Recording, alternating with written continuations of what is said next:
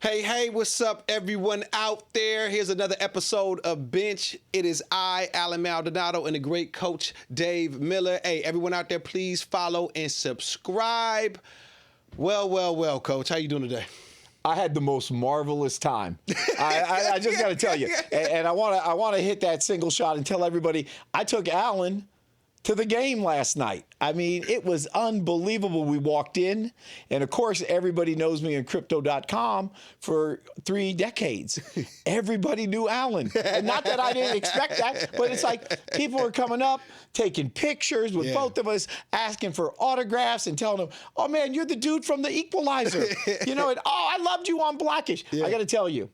We like to have fun, and we keep it 100 on basketball, but I was really proud. And I've only known you for 11 episodes, so we've been friends for 11 hours. That's right. Give or take, just coming in and out of this studio. I was really proud, man. I was really proud when people came up and said they watched this podcast. Yes. You guys have great chemistry. And how long have you been friends? And I'm going to tell you, I left the game when we walked out. I didn't say it because I didn't want to be lovey-dovey. But I got to tell you, man, I had the most marvelous time walking around. You introduced me to your friends in your industry. Michael Thompson. Yes. He thought, man, you were the man. Oh, man. We just talked to Byron Scott. Yes. And Byron Scott, I introduced him. He's like, man, I love watching you with my guy Anthony Anderson. It's a small world, but you know how we tie this in? Mm-hmm. I've always said this. Athletes want to be coaches and athletes want to be actors. Mm-hmm. Coaches want to be actors, okay? Uh-huh. And you guys want to be us. That's right. Unfortunately, I wasn't able to act 6'7", or I would be in the league, you know. But say act 6'7". Wait. 6'7". Yeah, 6'7". I don't know what this means. Hey, I hope this isn't bad. But hey, 6'7" to you, because you wish you were 6'7". Yeah, I wish. You want to be a baller, a shot caller. I know what you definitely want to be. That's a little taller. But listen, Coach, man, last night was amazing. We had a good time walking around. We got to see Wemby warm up, but he didn't get to play. But overall, running into, Cal Maddox, shout out to Cal Maddox, director of House Party. He was there. Who's the comedian you introduced me to? Nate Jackson. Shout out to Nate Jackson. He was there as well. He's got a couple comedy specials out. He's on The Office. Very, very proud of him. It was a family affair last night, man. I got to be introduced to your Laker family, and you got to be introduced to some of my entertainment family. Yeah, you had to leave to beat the traffic because I wanted to take you down and introduce you to Jay-Z. Okay, the Jigga Man, and Floyd. Yeah, the money team was there. The money team was there. But listen, we have 35 more games to go to. We're gonna be all right. We're gonna be all right. Fun. So as we were there, we got to witness the game. And what is your initial thoughts, being that we got blown out? We got blown out last night. What's your initial thoughts? Well, walking out, I mentioned to you, speed kills. Yeah. As a coach, we always talk about speed. We always talk about quick. We talk about fast. Don't hurry, but you got to have athleticism. And again, we've been talking about this for so long. Yeah. This might be our 11th or 12th podcast. Yeah. And I just think that, and JJ alluded to this, they're being exposed every single game that they play in terms of a couple things. When you look at athleticism, okay, they're just undermanned. When you look at, I don't want to say a toughness, but there's a toughness that goes with hitting first. And then it's just the defense. Yeah. The defense is, you can't outscore people in the league. Now, I will give them props on this one. Of the 7 losses, I had told you that they were averaging anywhere, it would have been 5 losses, 19 to 23 turnovers in that big chunk of games. Yeah. The last 2 games, last night they had 11. Against Boston, they had 14. So they cut that down dramatically. But it's transition defense. And you and I watched the game. We sat there, and it was just like The Lakers cannot get back. They cannot get turned. They don't have that championship level talk that JJ talks about I got man and everybody fanning out. And I mean, there were just some possessions where I thought you were actually a little bit astonished that they couldn't get back and get talk it out, like we like to call it. Yeah, just being there live, you got to see it up front, and yeah, they just being able to get back, and it was a lack of effort on the defensive end to say the least. We had a few. I think Luka got his 35. He got his 35. What were some of the highlights? At least we had some bright spots with Marcus Smart. Hitting 8 threes. Yeah, you took that one right out of my mouth. I mean, it was just good to have him back. Yes. I don't know if he's ever going to hit 8 threes again, but I'll tell you this. You talk about a bright spot. I'm going to tell you it was like the biggest spot. Yeah. You take that score, I think you said 132 to 119 was the final. Marcus dropped 26. You take away his 26, yeah, and I'm going to tell you right now, because the bench only scored 31. And no, we don't have a sponsor yet. No, we don't have stat sheets yet. But I knew coming in here tonight, I was going to be on like the break of dawn with my numbers. Lakers, 26 bench points. Wow. I'm sorry. Lakers, 31 bench points. Marcus Smart had 26 of them. So Connect hit a 3 when it was garbage time, and someone else got a deuce in there because that was the 5. But the bench is a problem. Yeah. We talked about we don't have as many athletes as most teams. Our bench is not where it needs to be right now. There's some pieces, but we need some more pieces. And Marcus Smart, to me, was a catalyst. I thought he brought energy. Mm-hmm. I really wanted to watch how he was moving. Yeah. Because that sort of tells a story of him coming back. And he looked really good. I loved his feet. I loved the way he was able to square up defensively and then squaring up offensively. I'm not going to get into coach talk about that. But I thought he was a catalyst, and I thought he brought a touch of edginess. I'm not going to say toughness right now because it was first night back, but he's not going to back down to anybody. And you know what I say? You're either a pit bull or you're a poodle. And right now, he was on the shelf, so he wasn't the best defensive player. But now that he's back, he should step right into that, into that track where he is the best defensive player on this team. So let's talk about the starters, as Rui and I think Austin Reeves struggled a little bit. Aiten had some bright moments out there. What about the starters, being that LeBron, had some bright spots with that dunk, dunk and the transition block. But Austin Reeves, man, he's been struggling the last couple of games. What's your thoughts on that? I hate to go the excuse route because when you think about it, he carried this team for 4 or 5, maybe 6 weeks. Yeah. Have to look at the calendar. When Luka was out because there was no LeBron, he's dropping 40 or 50. Yeah. I mean, we were both astonished at that. Yeah. Right? I came right out and I said, he's an NBA All-Star. And if he's not voted an All-Star, there's a problem. Right. I said maybe the voting would happen in Florida.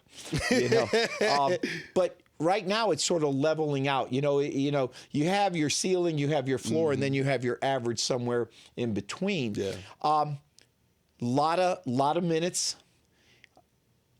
I think the last 2 games probably have been his 2 poorest shooting games. Yeah. It just, he was up there shooting 50%. He was up there averaging 30 points a game. Yeah. And, I think he had 4 at the half. Yeah, well, he did. We talked about that, Yeah. but even more to the point, we were talking about he wasn't getting touches. Yes. And then I think I always, when you talk about offense, I'll talk about defense or vice versa. What the problem is with having Austin, Allen, is that he's your point of pickup. He's guarding De'Aaron Fox. He's guarding the best point guard. There's nobody on that starting 5 that is going to pick up these elite point guards or even just very good point guards. And with De'Aaron Fox, a fast point guard. Yes. And so you're asking him to have to pick up, and you can't give any point guard in the NBA. You could have a guy that's 95 years old that still could play in the league. Can't give him a head of steam. He's in the league for a reason because he can play. Right. And so you're asking Austin to pick up, and you got to do it well before they cross half court. Yeah. As you're getting back, and you got to defend that whole possession. You got to navigate. You got to get skinny. You got to get over screens. That takes so much physicalness in your mind. And then the mentality part, the mental part of wanting not to get killed and backpicked and, knocked on your ass, that I think that took a wear and tear on him. I'm glad they're only going to have this game coming up. They're not going to Vegas. They're going to go play Phoenix. We'll talk about that. Right. I don't know if we even get to that in this show. But he just isn't playing well right now. And he didn't get the, another telling thing because he's got wiggle. Right. Man, I love dudes that got wiggle. He's got that wiggle game. Yeah. He gets to the free line. The Lakers get to the free throw line. That's how they're able to win games. That's why they've won 17 games. Yeah. It hasn't been for their defense. Yeah. And I don't think he shot a free throw. I don't remember him going to the line either. He did in the fourth quarter, but until the fourth quarter, he finally, I believe, got to that free throw line. And I was like, wow. That sort of summed up that the Lakers could not get downhill. They didn't get into the paint readily. San Antonio really impressed me, and that was without Wemby. Yeah. So my question is, as far as on the coaching side, I've seen where JJ went small, and earlier in the game, I saw that Aiten was, he was having his way down there. I think he had made like 4 baskets in a row. What do you think about that decision to go small as they were getting killed by the guards? Well, I think your hands were tied. I don't like small ball. You're playing without a center, but you're also, I don't care who's in there. LeBron was in there. LeBron can guard 1 through 5. That's why I always say, he's the most complete player that I ever coached against. Okay, because he can play bigs. Right. I didn't mind it. But then it comes to the point where when you're playing small, you have to push pace. And we talk about this Laker team. Until you can defend and you can turn teams over, then really it sometimes nullifies being small. Right. The other thing I like about small ball is you have 3 primary ball handlers in. So if one of those 3 rebound it, Luka can rebound and push it, LeBron can push it, and AR can push it. So that makes you extremely hard to guard because we're talking about how the Lakers struggle to get back and get turned. But if you're pushing it off a steal, off a live ball turnover, or as I told you, good teams can run on a made shot. But that's got to be something that you do every single day at practice. Right. I like it. I don't think you can do it a lot of good teams because good teams are going to come down and they're just going to punish you and they're going to go inside. Right. But nothing else was working. It was Aiten started out nice. The Lakers started out nice, truth be told. I think I wrote this down. When you asked me what I was doing with that napkin, when I said, Alan, give me a napkin.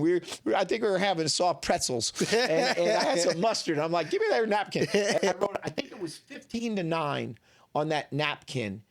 And then that was the end of the game. Yeah, it was. And it was, yeah, it was. I can tell you it was 7 minutes because I was looking down and I'm like, should we go down and say hi to Jay-Z right now? And I thought Beyonce was going to be with him. It was his daughter that was with him. But I'm like, Ivy. 7 minutes? Maybe we should just go down and say hi now. Yeah. And get it out of the way. Yeah. And so I looked at the clock. It was 7 minutes. We're up 15-9. The next thing I looked, it was like 39-30. Then at halftime, the Spurs had 70 points. Then in the third quarter, I think we were down 22. Yeah.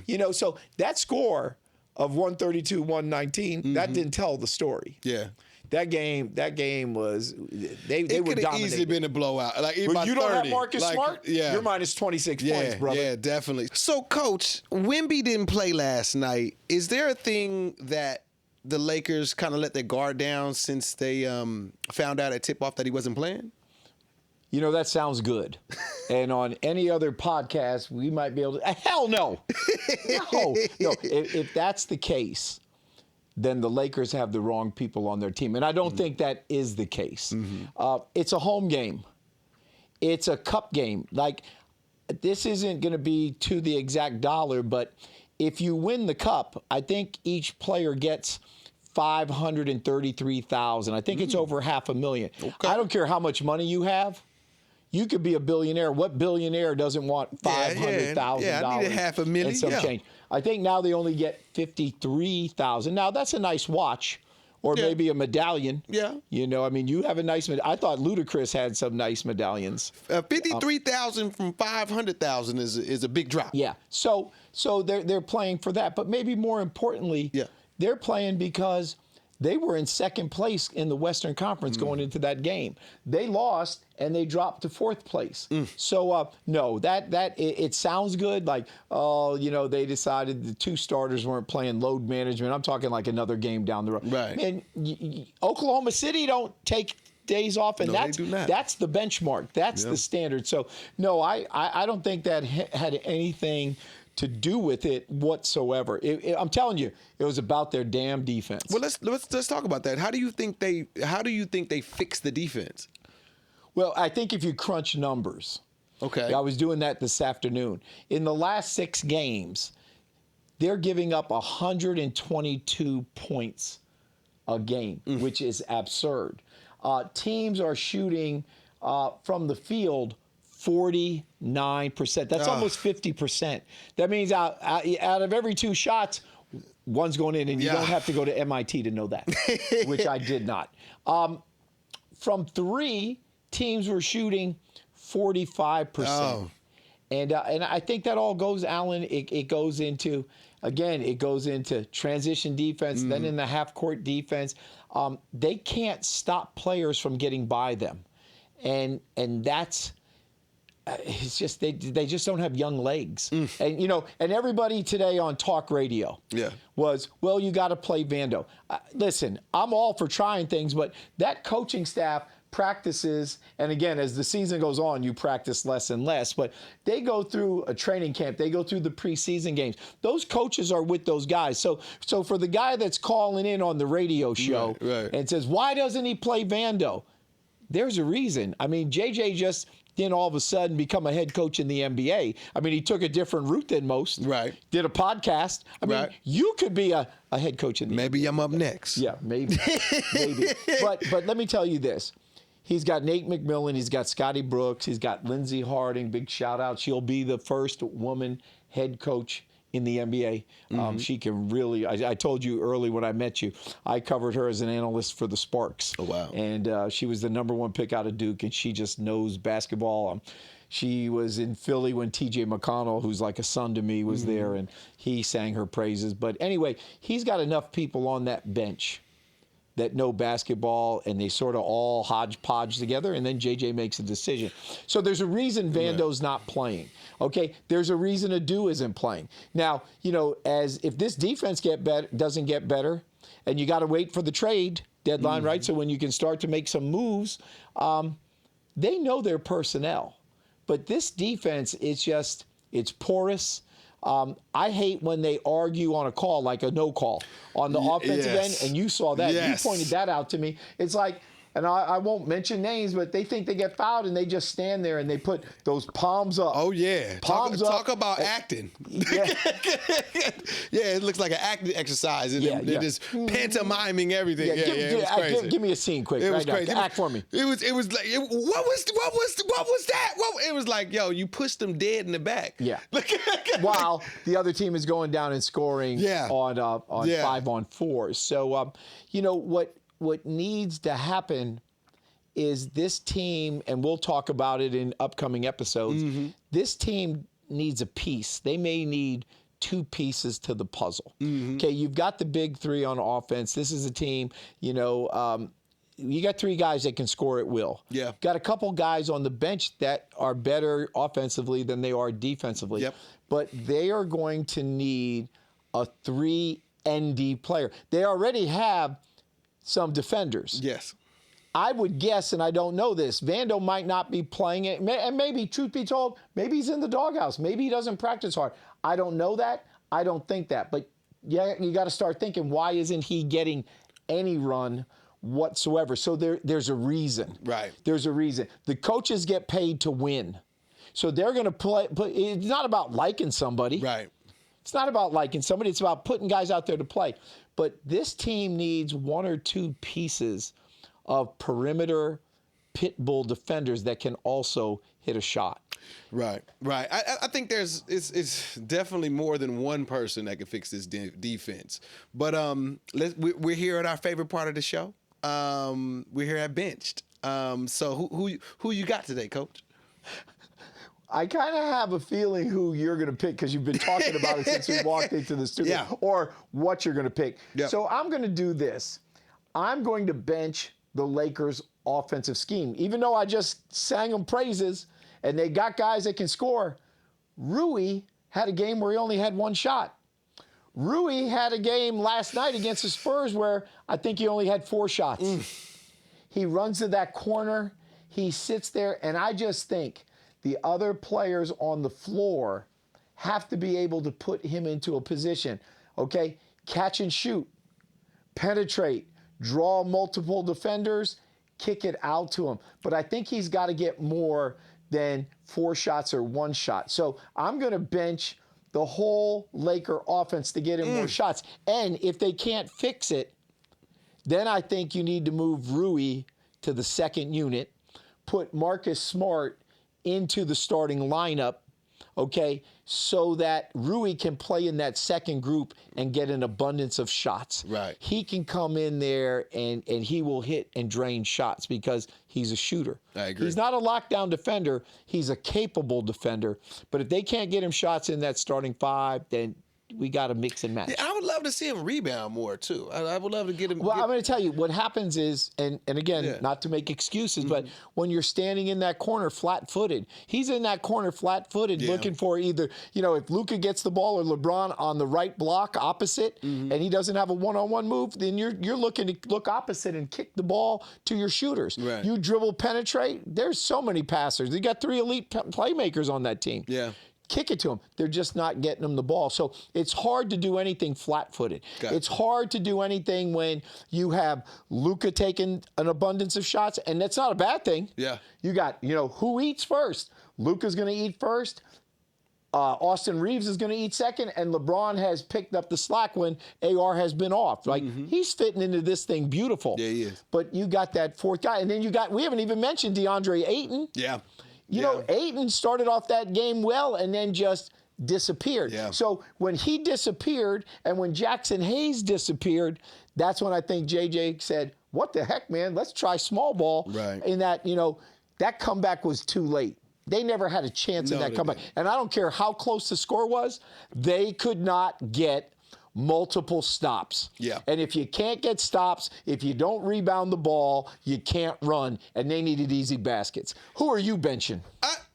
Speaking of easy baskets, I gotta and thank you for taking me to the game last night. I got to witness them up close and personal as we were sitting courtside, and wow, the transition defense. I'm benching the Lakers' transition defense. It felt like I was watching LA Fitness, just how lackadaisical that everyone was getting back. Like it was a play where it's 2-on-2, and then all of a sudden you see 3 Spurs hit the frame, and the Lakers are still trying to get back. That cannot happen. That is all effort. So the fact that I could see 4 Spurs and only 2 Lakers on every transition. Luka was caught back there by himself on an island several times where it's like, where is the transition defense? Being there live, you can see it so much clearer than when you're at home watching it. So I got to bench the Lakers' transition defense. We need some more effort. We need some more heart on the defensive end, period. Do you know what the mascot for the Spurs are? I think it's still, I remember. I think it's the Coyote, right? Yeah. So do you remember, you're big, you've done, what cartoons have you been on? Oh, man, I've done. You mentioned something to me the other day. I've done several. I did Maya and the 3. I'm on a new, shout out Tomb Raider. Season 2 is out at Netflix right now, so everybody go check that out. I've done a bunch of Celebrity Deathmatch. Okay, so that being said, what I'm going to ask you, because I know I'm not putting any money out there to bet, but what cartoon was Wile E. Coyote on? Oh, that was the Looney Tunes, right? Yeah, Bugs Bunny. Yeah. So that's what you saw last night. Yes, it Wile was. E. Coyote. Zoom, zoom, zoom, zoom, zoom. They couldn't stay in front of nobody. It was Olay defense all the way. How do you know about Olay defense? Hey, well, I saw it last night. Olay. You know what? You may go from the podcast chair to coaching the Clippers. Listen. You'll stay in acting? Yeah, I'm staying in acting. Okay. I'm going to stay in acting. Ty Lue, good luck with that. I ain't trying to get texted at 3 o'clock in the morning. Take us home. All right, everybody, please follow and subscribe. This is another episode of Bench. Peace, y'all. Yeah.